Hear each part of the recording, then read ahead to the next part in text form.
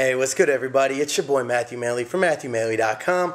Back again on the couch. It's Friday night, and we are back at it with another episode of everybody's favorite weekly movie review with Matthew Maley, where I give my completely amateur opinions of new DVD releases and give you my, I can't say 2 cents because I talk so damn much. Let's say my 64 cents as to if you should go waste your 99 cents on the rental.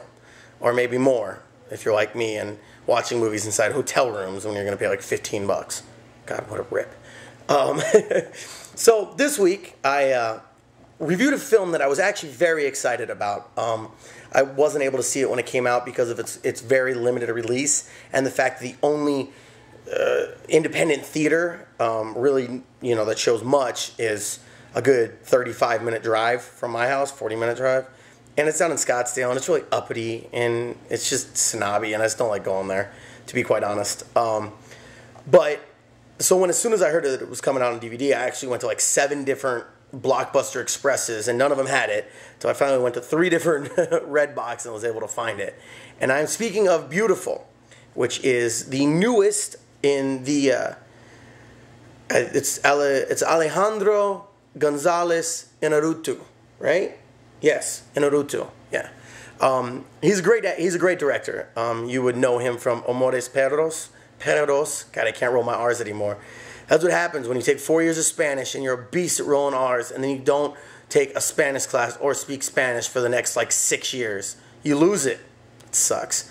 But in addition to that, he also did 21 grams, which I apologize. In one of my previous reviews, I said 25 grams, which I knew wasn't right when I said it. And I apologize for that. 21 Grams is an amazing movie. I actually, for whatever reason, was thinking that, but said 25 in regards to 25th Hour, which is one of my favorite movies. Spike Lee joint starring Edward Norton, whatever. So I apologize for that. And then he also is known for Babel, which was one of his more recent films with Brad Pitt. Now, I absolutely loved 21 Grams. I mean, it's in probably my top 15 favorite films of all time. Sean Penn that was really the film that made me fall in love with Sean Penn, as an actor, before anybody starts making comments. And it was kind of short-lived because he did Mystic River and he did a couple other things that were good, and then he kind of fell off, which is kind of Sean Penn's MO. Like, he comes out, he's amazing, and then you don't hear about him for 7 years because he's fighting some, cause, which, good for him. I respect that. He's like Bono, except smokes, and he's much more rough around the edges. But anyway, so I got to see his new film, Biutiful, which stars the immensely talented Javier Bardem, and a bunch of other people that you wouldn't know anyway, so I apologize. I'm not giving him any shout-out because they are completely unknown people, at least in English films. I'm not sure. Even from looking at IMDb pages, the only one who's even known, yes, I'm looking at it right now, is Maricel Alvarez, who plays his estranged wife in the movie.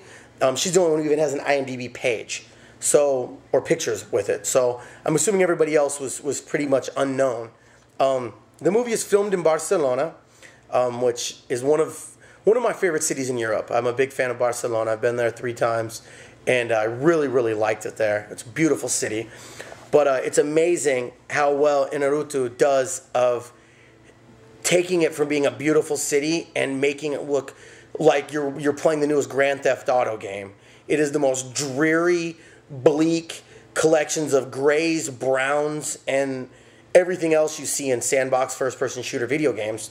And it was very well done, to be quite honest. To take something as beautiful as Barcelona as a city and turn it into that took some impressive filming as it is.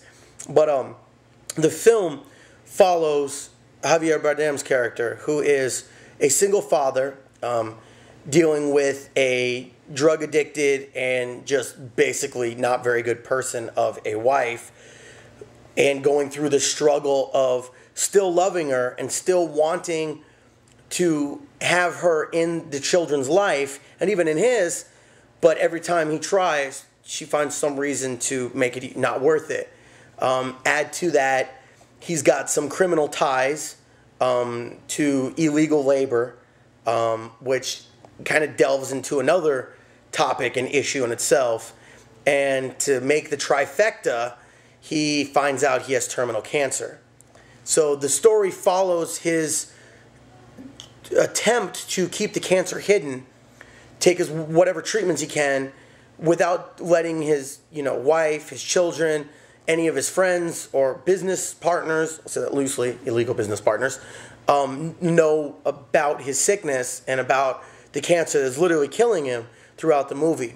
And I already thought Javier Bardem was an amazing actor after No Country for Old Men. I haven't seen him really in anything else, but after that, I was ready to anoint him the best actor in the past 5 years, or at least in the top 10, maybe top 5. Dude was a beast in that movie. Like, a beast. I will never look at a cattle air gun or a silent shotgun the same. If you guys haven't seen No Country for Old Men, go see it. Like, it's amazing. Anyway, I digress. But he plays one of the most impressive, one of the most impressive acting jobs I've ever seen of somebody showing how debilitating dying is.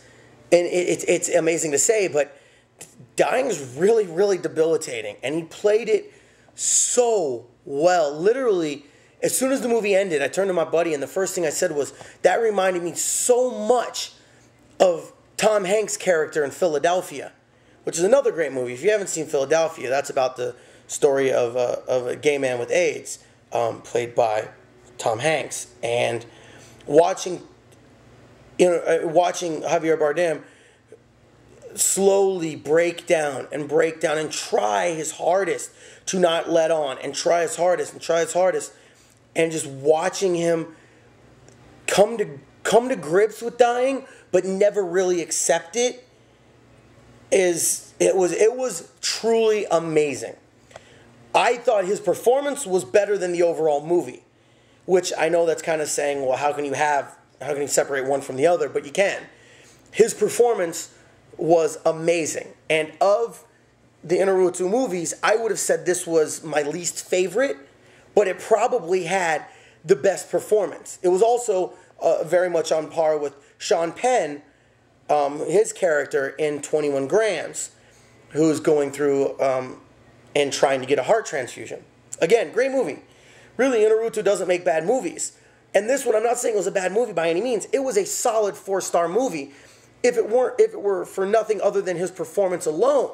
Honestly, I would watch this movie again just to pick up on even more of the nuances that Javier Bardem portrayed in his acting. Overall, I personally didn't like the movie anywhere near as much as 21 Grams, Amores Perros, or Babel. As you can tell, I've given up on trying to roll the R. I'm just done with it. So that's my personal perspective on it. Definitely worth watching. I don't think I'll own it. Another, I'm kind of been going down that path. I own Babel, I own Amores Perros, and I own 21 Grams. This one I won't own, at least not yet. Maybe I need to watch it again and pick up on more of the nuances, but it was an amazing performance, more than I would say it was an amazing movie. And because of that, and I know it's not fair to compare it to his other works, but I'm going to, and in my opinion, it didn't measure up. And maybe it's because I was expecting something a little different. Anybody familiar with Iñárritu's movies knows he usually comes from a multi-faceted perspective. He will have perspective from many different characters throughout the movie, shoots it out of sync, almost in a Tarantino style is what it's become called, and then puts it all together, and at the end you realize how everybody fits together, and it works perfectly. And I'm not saying that he needed to do that with this. I was all right with a more straightforward approach, focused on one character. I was fine with that. But I don't know, I didn't feel the same feeling that I did when I watched any of his other movies. When I watched any of his other movies, when they ended, I just stared at the credits and it just was like, damn. With this, it was like, damn, Javier Bardem's performance was amazing. But the movie overall, I didn't feel that way for. So, overall, 4-star movie. Watch it. Let me know what you think. It might not be your cup of tea. I'm telling you right now, it's like a focus film. It's much more artsy. It's much more character study, introspective. A lot of people don't like flicks like that. I understand. I love them. Character studies are my ultimate, favorite type of film. It really lets you see how good of an actor the person is. And Javier Bardem reaffirmed his position as one of the best actors in cinema alive today. Period. So, with that, once again, Matthew Maley, MatthewMaley.com on the couch. It is Friday night. It is another weekly movie review. So, hope you guys liked my review. Hope you guys liked the movie. If you saw it, if you haven't, definitely go see it. Let me know what you think. Worst case scenario, you spend $1 and you don't like it. It's like buying a soda. And it won't